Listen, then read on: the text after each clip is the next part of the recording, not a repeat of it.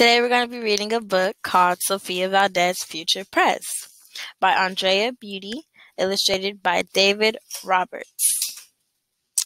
Now, as you can see from the front cover, it's colorful. It has animals holding up a sign, dogs running, and Sophia standing up on top of the letter Z. Do you think the book is interesting by looking at the cover? See you. As we get in this book, there's going to be a lot of big words, a lot of colorful things and silly things, and all through the book, it's going to rhyme.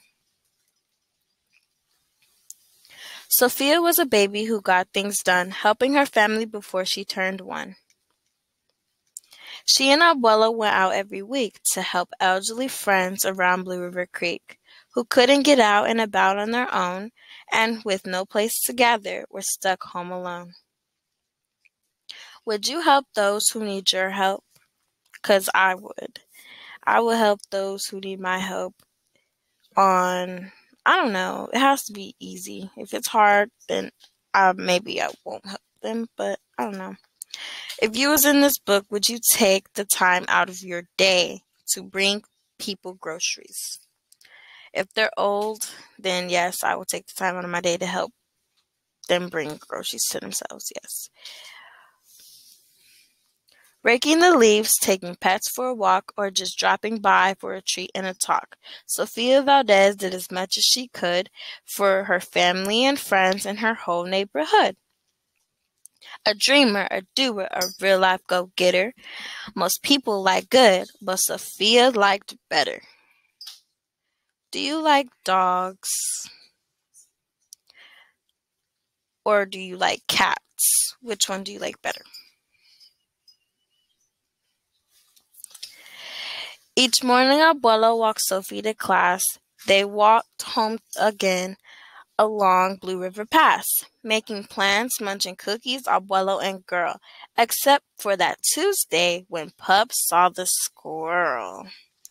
With the howl, Pup took off, racing all through the town, over, under, beneath, and around. Sophia scrambled to try to keep up with the hollering man and the bellowing Pup. Have you ever raked leaves or picked up some or ever played in them? I played in leaves when I was 10. I would jump in them and just throw them up in the air with my little sisters and brothers. What would you do if you had a dog and they start chasing a squirrel? Well, if my dog was to chase a squirrel, I would let my dog chase a squirrel until the squirrel finds a tree or something to climb up, because I'm not going to chase after the dog constantly to get my dog back. Up the squirrel ran to the top of a hill made of leftover junk for the local landfill. They reached the tip top of that mountain of trash, which jiggled and broke with an ear-splitting crash. Down they all tumbled and hit with a thud on a moldy old pumpkin surrounded by mud. "Ouch!" cried Abuelo. He struggled to stand. "A dangerous mess," he said, grasping her hand. If you've seen a big pile of trash, would you play in it or have a food fight? I would have a food fight with all my siblings, probably throwing trash around, even though that's like nasty, but it'd be fun. Something fun to experience. The next day, Sophia walked to school solo, but it wasn't the same without her abuelo. "This is not right," declared young Sophia, who glared at Mount Trashmore and got an idea. Declared means to announce or express something clearly, like when your teacher is giving you directions on what to do with your work. The very next morning at dawn, she planted a sign at the front of the lawn. She stood back and smiled, and Pup gave a bark. Get rid of Mount Trashmore. Let's build a park. Sophia wants to get rid of Mount Trashmore. Do you think that's a good idea? Why or why not? I think it's a good idea to get rid of Mount Trashmore because all that trash built up for nothing, you might as well put it to use. And there's a lot of animals that are getting harmed because of the trash that is placed there, probably. Each of her neighbors had something to say about benches and fountains and places to play, meeting spots, gardens, a basket for bees, a rubber duck pond, and a kiosk for cheese. She drew every night on her map of the park, which was perfectly perfect by a quarter till dark. She drifted to sleep in her soft, cozy bed. Then, bam! She woke up when a thought smacked her head. Her heart skipped a beat as she realized each one of her neighbors had said, "Let me know when it's done." They all thought Sophia could build it alone. But how could one girl do so much on her own? The weight of that thought made her tender heart ache as night thunder growled as she lay wide awake. Then dawn brought a storm and a gloomy sky swept, and the heartsick Sophia finally slept. Would you want help building a park, or do you prefer doing it on your own? I would want help building a park. It wouldn't be a park without help. Because if I was to build a park on my own, I'd probably do things wrong. Abuelo baked cookies when Sophie got up. He gave her a bag full and sneaked one to Pup. He blinked back a tear as he hugged his Sophia. "For courage," he whispered. "Te amo, mi vida." Sophia's knees wobbled. She felt weak inside. She looked at his ankle and quite nearly cried. Though she didn't feel brave or courageous at all, Sofia Valdez would face City Hall. Sofia's abuelo gave her some cookies and a few words for courage. "Te amo, mi vida." What do you think he said to her?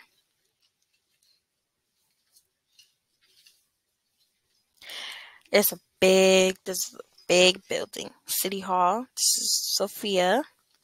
She's so small. And that big old building. She's going to City Hall to talk to them about building the park. The mayor's office sent her to room 401, the Blue River Creek Department of Fun, which sent her downstairs to room 302, the Office of Ducks, Ponds, and Cool Things to Do. To the Office of Monkeys, the Department of Cheese, the Division of Fountains and Meetings and Bees, then down to the basement, so musty and cramped, where all the town's papers were sorted and stamped. And that's where the clerk said what no one else did. "You can't build a park. You're only a kid." I see a whole bunch of silly stuff on this page. Just point out everything you see. How would you feel if somebody told you you can't do nothing because you're a kid? I would feel sad because just because you're a kid doesn't mean you don't have the opportunities or options to do anything an older person can do. The word smacked Sophia deep down in her heart. Her plan was kaboshed before it could start. "I think," said Sophia, "I think that law's wrong." But her second grade voice didn't sound very strong. The clerk said, "Clearly, it cannot be done. Do you have any questions?" Sophia said one. "If you were me, and if I was you, and he was your grandpa, what would you do?" "Well," said the clerk, Then she said nothing at all. She thought and she thought. Then she sent out a call to every employee throughout City Hall. Kaboshed means to reject, telling somebody no. The entire government of Blue River Creek crammed into the office to hear Sophie speak, but her words jumbled up and her cheeks turned bright red as a dozen emotions rushed into her head. Her heart beat so loudly she thought it would crack. The crowd leaned in closer. Sophia leaned back. Then her arm brushed the edge of the old cookie sack, and that was the moment when Sophia first knew being brave means doing the thing you must do. Though your heart cracks with fear, though you're just in grade 2.